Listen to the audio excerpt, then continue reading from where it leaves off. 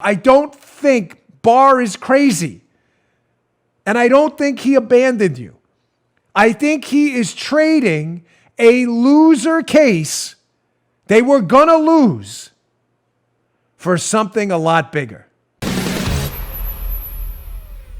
So the Department of Justice, led by, of course, Attorney General Bill Barr, as many of you know, dropped the case against Andrew McCabe for lying. I want to give you the what happened, what's really going on, and some alternate theories. So a lot of you out there who've been following this case don't totally lose it, because I know a lot of you are upset, and you should be. So why no charges? Let's go to the National Review piece. Again, Andy McCarthy. Andy McCarthy has a few interesting theories on this. One of them I agree with. Let me just read this first, and I'll explain the couple of reasons what might have happened behind the scenes behind this ridiculous decision. Quote, no matter the outcome, the DOJ stood to take some hits if McCabe had been charged. Focus on McCabe's leak would have drawn attention to the pressure DOJ officials had put on the FBI over the Clinton Foundation investigation, which reportedly is likely to be closed without charges. It would also renew interest in the question of whether the FBI improperly allowed McCabe to play a role in Clinton-related investigations when his wife, as a political candidate, got major funding from Clinton-tied sources. Let's go to this one first. Great analysis by Andy, and I agree. This is where I believe the swamp, internal officials in the DOJ, are just like ticks. They're embedded in the system, and they are desperate to not expose what happened here. Sunlight's the best disinfectant. Democracy dies in the darkness, as the Washington Post hilariously says, because they're the darkness themselves. And this is also the swamp pulling the shades. They know two things will happen if McCabe is prosecuted. Number one, the DOJ, the stories out there, was putting heavy pressure on the Bureau, as Andy says there, to dump the Clinton case.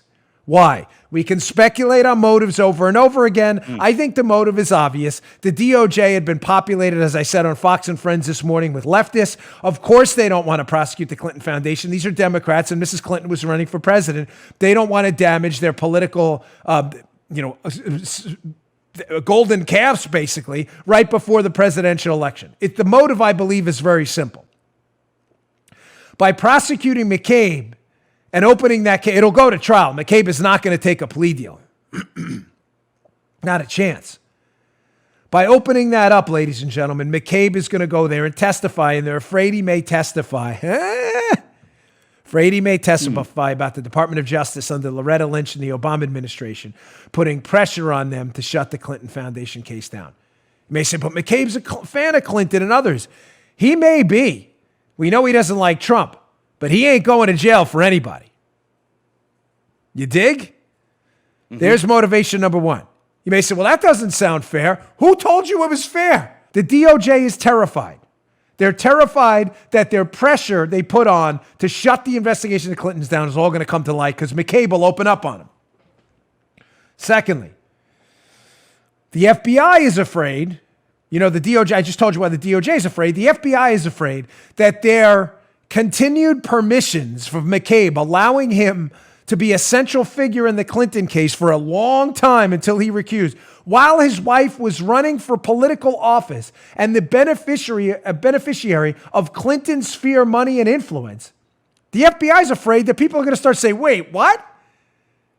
Your husband, Jill McCabe, was a senior level manager at the FBI managing the investigation into Clinton while you were the beneficiary of the Democratic Clinton machine? The FBI doesn't want that out there either. Ladies and gentlemen, everybody is Praetorian Guard surrounding their people and protecting their folks. I know it's not cozy. I know it's not cute. But it is. And me not telling you about it does me no good and you no good either. Again, if you want to send me the emails, and I'm not kidding, you want to yell at me for that, I'm not messing with it. It's okay. It's okay. I'm here for, I'm not joking. I'm not being sarcastic. If it makes you feel better, I need, because I want you to feel, I don't want you to, and I don't want you to be depressed either. We are winning here. You may say, how? We are winning. It's a slow process. Ladies and gentlemen, these people have spent 20 years embedding themselves in the bureaucracy. Don't lose faith yet. There are things happening, not as fast as we'd like.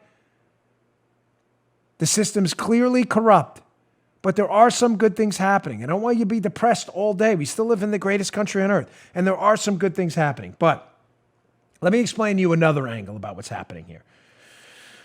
On, I'd say, kind of a good side. It's not just that the DOJ is panicking about the sunlight coming out on them and the FBI if McCabe starts talking in a trial.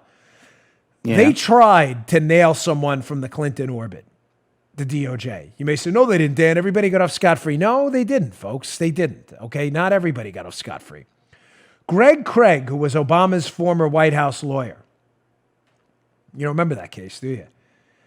Greg Craig. I remember the name. You do, I know, because you're forced to listen to me every day. We work together. But some of you in the audience, you old-time listeners, remember Greg Craig played a critical role in some of my older shows. He was Obama's former White House lawyer.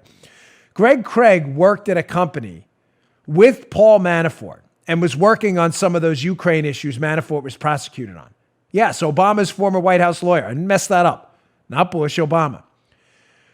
Because of Greg Craig's work on some of those similar issues Manafort was prosecuted on, Greg Craig was prosecuted as well.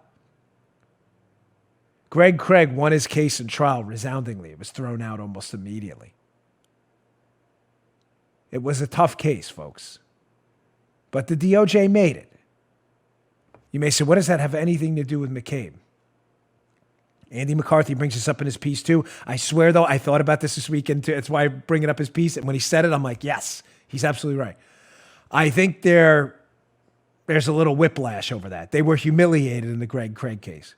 Because Obama people, the jury pool in D.C. is terrible, ladies and gentlemen. The jury pool in D.C., I mean, I don't mean terrible that they're terrible people. I mean, it's clearly 92% of people supported Hillary Clinton. And sadly, these cases have been tainted by political influence, and people who lean left are going to be more apt to give a dismissal. I'm sorry. Finding independent, non-political jurors, as we saw with the Roger Stone case, in that area is exceedingly difficult. And I think the Justice Department recognized after taking a big L on the Greg Craig case, who was affiliated with the Obama administration, that McCabe's a cult hero to the left and that this case was a loser. Folks, I'm not asking you to like any of this. I don't like it. You shouldn't like it. It's what it is. No. It is, I hate that line, but we used to say in the Secret Service, but you're right. There are times when it just is what it is. We don't have to be happy about any of this. I'm going to give you some stuff to be happy about. You may say, where's the good part of the show? It's coming. Don't worry. Let me add one more thing here that Andy McCarthy brings up in the piece before we move into the good stuff, what I think is coming and why I think Andy McCabe and Lisa Page, who sent out some ridiculous tweet like toasting. Cheers, Andy. Nice job. You may want to hold that tweet, Lisa. By the way, I'm saving all these pictures for something, but we'll talk about that another time. I started open this segment saying to you, Joe, who's the main witness in the case against Andy McCabe? Lisa Page, the lawyer who worked for him, who McCabe told to leak the story to the Wall Street Journal. Lisa Page isn't going to testify against McCabe. She's sending him wine glass shots saying, cheers, Andy, nice work this weekend. Folks, it's like having a murder case where nobody wants to testify who are eyewitnesses. I didn't see anything. Eventually, I'm not suggesting you have to like the murder. I'm simply suggesting you have no case. Nobody saw anything. Dreaded air quotes. Folks, please. I'm not suggesting you have to like it. I'm just telling you, I don't think Barr is crazy. And I don't think he abandoned you. I think he is trading a loser case they were going to lose for something a lot bigger. You just heard The Dan Bongino Show. You can also get Dan's podcasts on iTunes or SoundCloud and follow Dan on Twitter 24/7 @DBongino.